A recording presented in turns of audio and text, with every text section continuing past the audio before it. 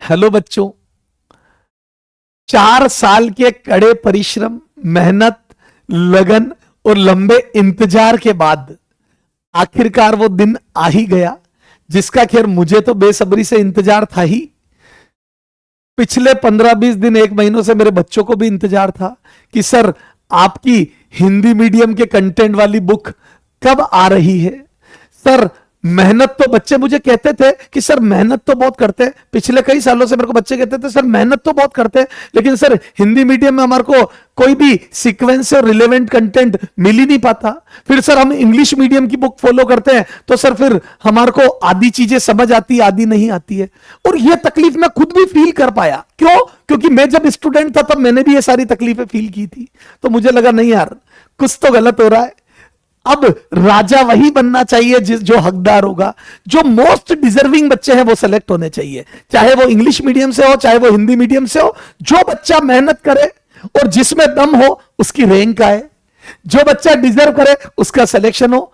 उसको फालतू की तकलीफ नहीं होनी चाहिए, संसाधनों का अभाव नहीं होना चाहिए। बच्चा मेहनत करे और उसको लगे मेरे लिए ये चीज अवेलेबल नहीं है और दूसरे को ये चीज एक्स्ट्रा अवेलेबल हो रही है, तो बेटा वो पार्शियलिटी हो जाती है। फिर उसमें आप किसी इस विशेष व्यक्ति को आगे खड़ा कर देते हो पहले से, वो बेटा बर्दाश्त नहीं है। ठीक है, मैं हिंदी माध्यम का विद्यार्थी हूं, मैं ये दुख अच्छे से समझता हूं। तो बेटा अब राजा वही बनेगा जो हकदार होगा, जिसमें दम होगा वो जीतेगा। ठीक है, तो नीट की तैयारी करने वाले बच्चों के लिए यह खुशखबरी है। बेटा देखो, आप पहले क्लास नोट्स के क्वेश्चन करो, फिर डीपीपी करो। ये 2 चीजें सबसे इंपॉर्टेंट है, और पीवाईक्यू करने। अगर आपको लगता है ये करने के बाद आपके कुछ टॉपिक जैसे जो ज्यादा वेटेज वाले, work power energy, NLM, friction, rotational motion, कुछ बेसिक मजबूत करने वाला वेक्टर हो गया, ठीक है, उधर फिर आ जाओ आप सेमीकंडक्टर, अर्धचालक युक्तियां, ठीक है, मॉडर्न फिजिक्स जिसका ज्यादा वेटेज है, रे ऑप्टिक्स में प्रैक्टिस ज्यादा मांगता है क्योंकि बच्चों को तकलीफ देता है, वेव ऑप्टिक्स हो गया जो बच्चों कंसेप्ट। तो बेटा ये कुछ टॉपिक है। इधर इलेक्ट्रोस्टैट में बच्चा बड़ी तकलीफ पाता है कि सर क्वेश्चन प्रैक्टिस। तो जहां आपको लगता है कि ज्यादा क्वेश्चन प्रैक्टिस की जरूरत है तो फिर आप बुक फॉलो करो। ऐसा नहीं सर ने लॉन्च कर दी तो बुक मंगा लेते, नहीं बेटा। भेड़ चाल या किसी दूसरे के कहने से नहीं, आप पहले अपना बूता देखो कि आप कितनी मेहनत कर सकते हो। सबसे पहले क्लास नोट्स, फिर डीपीपी और पीवाईक्यू, ये 3 काम पहले होवे ना बेटा, तब जाके अपन बुक के हाथ लगाएंगे। तो बेटा ये बुक मेरे को आज प्राप्त हुई हमारे पब्लिकेशन से, तो बेटा काफी अच्छा लग रहा है, क्योंकि जब हम मेहनत करते हैं और वो एक मूर्त रूप में आती है, आप मेहनत करते हैं और जब आपका सिलेक्शन होता है तो उस दिन आपको एहसास होता है कि आपने जिंदगी में मेहनत करी या कुछ अचीव किया। तो बेटा ये बुक मेरे को जब हाथ में मिली तो मुझे काफी अच्छा लगा। ठीक है, और 4 साल की मेहनत का जो होता ना भार, वो आज हाथ पे प्राप्त हुआ।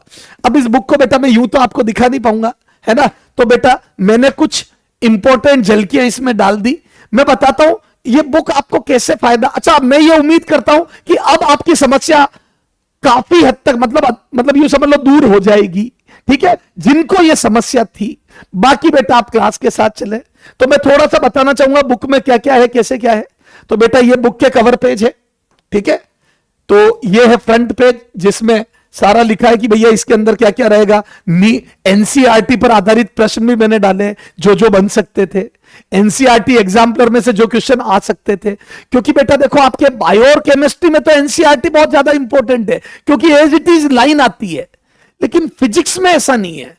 फिजिक्स में कई चीजें ऐसी है बेटा, थ्योरी अलग जा रही है, एक्सरसाइज अलग जा रही है, इररिलेवेंट चीजें भी एनसीईआरटी में है, थोड़ा जेई लेवल के हिसाब से भी चीजें हैं, क्योंकि फिजिक्स बहुत वास्ट है। तो मैंने उसमें से जैसा होता ना, एक एक दाना चुन चुन के कोई तगड़ी चीज बनती है, जैसे रजनीगंधा का हेड देख लो, नेस्कैफे का हेड देख लो, है ना।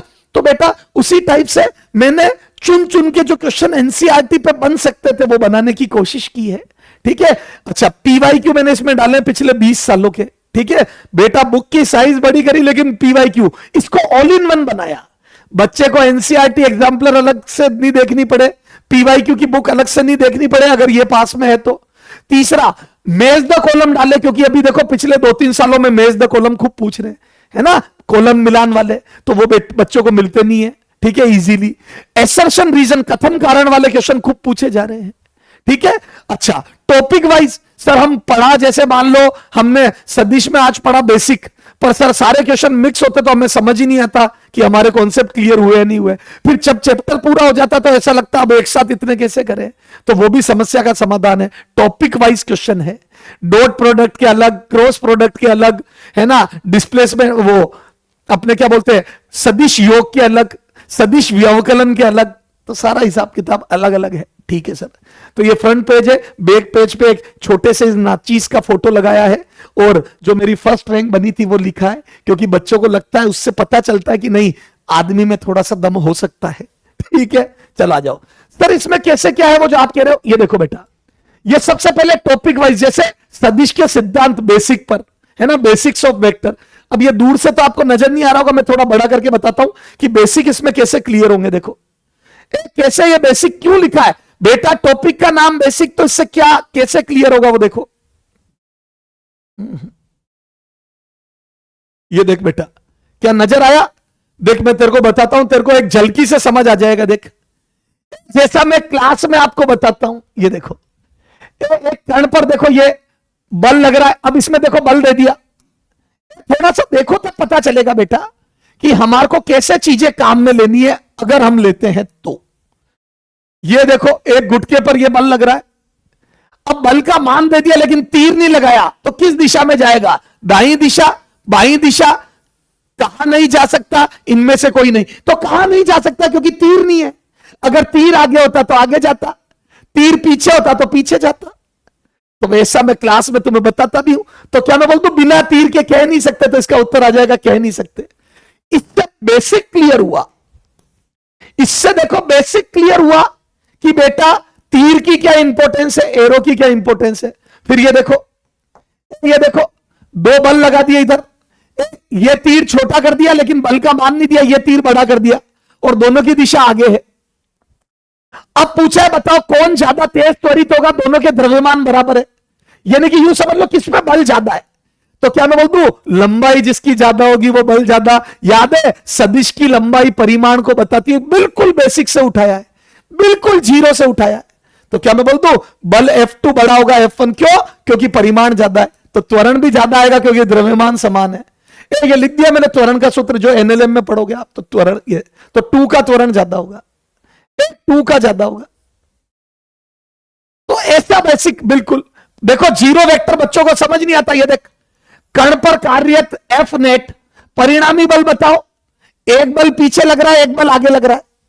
बेटा दिख रहा है, 2 बल लग रहे हैं, देखो थोड़ा सा तीर गहरे कर देता हूं, एक बल पीछे लग रहा है, एक बल आगे लग रहा है, और दोनों 10-10 न्यूटन के, देखो दोनों 10-10 न्यूटन के बल है।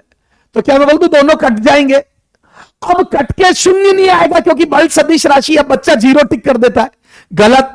क्यों, क्योंकि बेटा बल सदिश राशि है, सदिश राशि है, सदिश राशि है, सदिश, तो सदिश में जीरो, सदिश में जीरो लिखना। तो याद है सदिश में जीरो जीरो वेक्टर होता है, सदिश रूप में जीरो को लिखने का तरीका जीरो वेक्टर है, शून्य सदिश है, तो ये दोनों उत्तर होंगे। अब बच्चा जल्दी जल्दी में ये ऑप्शन टिक कर देता, आगे पढ़ता ही नहीं है। चारों ऑप्शन पढ़ो, ये भी सिखाया, देखो चारों ऑप्शन पढ़ो, देखो इसमें लिखा है बोथ बी व सी दोनों सही है, तो बेटा बी व सी दोनों राइट है। शून्य सदिश को तीर लगा के भी लिखते हैं और शून्य सदिश भी लिखते हैं, तो उत्तर डी होगा, तो गलती से भी बचाएगा। तो बेटा इस तरीके से बेसिक पूरा क्लियर हो जाएगा। तो सर समझ में आया, तो ये 2-3 क्वेश्चन से मैंने थोड़ी फिजिक्स भी पढ़ा दी। अब यार टीचर है तो ये चीज जाती नहीं है। अच्छा ये तो हो गया पहली एक्सरसाइज जिसमें टॉपिक वाइज क्वेश्चन है।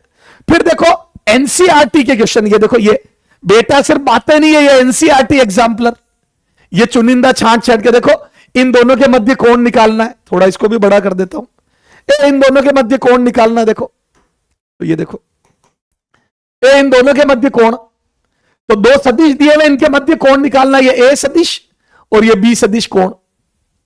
तो कोण निकालने का सूत्र लगा के आराम से निकालेंगे। तो जो क्वेश्चन तुम्हारे पूछे जा सकते हैं नीट में, उनका एनसीईआरटी एग्जाम्पलर का भी कलेक्शन है। ठीक है, उसके बाद ये देखो कथन कॉलम मिलान, स्तंभ मिलान वाले क्वेश्चन। देखो ये भी बेटा मेरे खुद के बनाए हुए क्वेश्चन है, आपको कहीं से कॉपी नहीं मिलेंगे, मेरा वादा। आप सर्च करके देख लो, जैसे होता ना यहां से उठा लिए वहां से, आप सर्च करके देख लो, मेरा ओपन चैलेंज मैसेज डाल देना। इससे मैंने ऐसे बनाया जिससे पूरा चैप्टर कवर हो। देखो इधर देखो, देखो, दो समान परिमाण वाले बल है एफ नोट, है ना, एक कण पर कार्य कर रहे तो कॉलम 1 2 को मिलान करो, अगर दोनों के मध्य 0 डिग्री का कोण है तो 2 एफ नोट आ जाएगा। ये देखो सारे रिजल्ट, 90 डिग्री पर एफ नोट √2 आता है, ठीक है, 60 डिग्री पर एफ नोट √3 आता है और 120 पर एफ नोट आता है। क्या मैं बोल दूं सारे रिजल्ट कवर हो गए एफ नोट वाले, समान परिमाण के सारे रिजल्ट कवर हो गए, और ये पूरी फिजिक्स में काम आता है। याद है गुरुत्वाकर्षण में दो बल 60 डिग्री पर बराबर के लगेंगे तो परिणामी एफ नोट √3, है ना। आप जब स्थिर वैद्युतिकी पढ़ोगे तो एक आवेश पर दो आवेश के कारण 90 डिग्री पे बल लगेगा तो एफ नोट √2 आ जाएगा। तो ये खूब काम आने वाले मैंने मेज द कॉलम बताया। ऐसे ही देखो सारी परिभाषा, समांतर, सदिश, असमांतर, एकांक, समान, सब सब सब क्लियर हो जाएंगे। सर मजा आ गया, मजा आ गया सर। ये एक कथन कारण वाले क्वेश्चन देखो, एक कथन कारण वाले क्वेश्चन देखो, देखो ये भी जोरदार क्वेश्चन बना है। देखो, धारा में दिशा के साथ साथ परिमाण भी होता है किंतु फिर भी इसे सदिश नहीं माना जाता। बिल्कुल राइट है, यह सदिश नहीं होता है तो बिल्कुल राइट है कथन। अब कारण देखो, यह सदिश योग के नियमों का पालन नहीं करती। क्यों नहीं मानते इसको सदिश? क्योंकि सदिश योग के नियम का पालन नहीं करती, तो यह भी राइट है और करेक्ट एक्सप्लेनेशन भी है, तो ए उत्तर हो जाएगा। कथन कारण दोनों राइट है और कारण कथन का करेक्ट एक्सप्लेनेशन है। बच्चा जूझता रहता है। अब बेटा एसर्शन रीजन बच्चा उठाता किताबों में तो उसको स्पष्ट कथन कारण सर समझ में तो आ गया दोनों राइट है, पर एक्सप्लेनेशन हमें तो लग रहा नहीं है, और उत्तर में दिया हुआ एक्सप्लेनेशन है, क्योंकि वो क्लियर लैंग्वेज नहीं होती। तो बिल्कुल क्लियर लैंग्वेज में कथन कारण सेट किए हैं, मजा आ जाएगा अगर प्रैक्टिस करने की जरूरत पड़ी तो। बाकी बेटा डीपीपी करो, पीवाईक्यू करो और क्लास के क्वेश्चन करो। ये देखो पीवाईक्यू डाले 20 साल के, ये सदिश को ही उठा के बता रहा हूं मैं, ये 20 साल के पीवाईक्यू डाले, कुछ भी लाया हूं। देखो ये देखो, ये एक रोज भी और ए डॉट भी √3 गुना है तो थीटा निकालोगे तो 60 डिग्री आ जाएगा। ये दोनों के सूत्र लगा, ये पीवाईक्यू है तो करने ही करने आपको, ये तो करने ही करने पीवाईक्यू। अब चाहे तो पीवाईक्यू की अलग किताब से करो और चाहे ये है तो इससे कर लो, पीवाईक्यू तो करने हैं 20-25 सालों के पिछले। ओके, तो मैं उम्मीद करता हूं आपको सारी बात समझ आ गई कि कैसे इसको काम में लेना है। तो पीवाईक्यू वगैरह सब ठीक है। तो आपकी समस्याओं को एक हद तक मैंने हल करने की कोशिश करी है, देखता हूं इस कोशिश में कितना कामयाब हुआ। तो जो बच्चा भी 11th क्लास में पढ़ रहा है उसको तो मैं स्ट्रांगली रिकमेंड करूंगा कि आपके पास पूरा समय है तो आप प्रैक्टिस करो। जो बच्चा ड्रॉपर है या 12th पास कर ली है और जिसको इस साल नीट देना है तो बेटा वो आप देख लो कि आप इसको अब यूज कर पाओगे या नहीं कर पाओगे, क्योंकि क्लास नोट्स, डीपीपी, पीवाईक्यू ये करने हैं। उसके बाद आपको लगता है कि इन टॉपिक में, ऐसा नहीं सारे पूरे सब जगह से करने बैठ गए, थोड़ा वाइजली दिमाग से यूज करो। इसका मैंने एक अलग से वीडियो भी बनाया है कि डीपीपी, क्लास नोट्स और बेटा किताब और मॉड्यूल को कैसे मैनेज करें, इसका एक अलग से वीडियो बनाया, कैसे पढ़ना चाहिए। तो बेटा जहां पर लगे कि कॉन्फिडेंस कम आ रहा है किसी टॉपिक में, उसकी फिर आप ज्यादा प्रैक्टिस करो। जिसमें लगे कि कॉन्फिडेंस आ गया उसको फिर 10 जगहों से मत करो, ठीक है। तो दिमाग से काम ले, ठीक है। मैंने अपना फर्ज पूरा करा है, अब बेटा सेलेक्ट होकर नीट में आप अपना फर्ज पूरा करो। मिलेंगे आपके सिलेक्शन के साथ विक्ट्री सेलिब्रेशन में।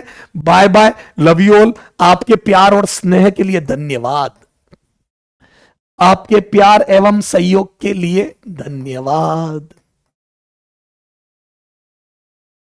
ठीक है बेटा, मैंने अपना फर्ज निभाया, आप अपना फर्ज निभाएं। Bye bye, love you all. अच्छा, बुक का डिस्क्रिप्शन, इसका लिंक मैं डिस्क्रिप्शन बॉक्स में डाल रहा हूं, बुक का लिंक, क्योंकि बेटा ये बालाजी पब्लिकेशन की साइट पर ही अवेलेबल है, अभी अमेजॉन, फ्लिपकार्ट पर शायद अवेलेबल नहीं है। फिर भी मैं आपको डिस्क्रिप्शन बॉक्स में लिंक डाल रहा हूं, तो बेटा आप अपने हिसाब से देख लो, आपको लगे उस हिसाब से। ओके, अपने यूज के हिसाब से। Bye bye.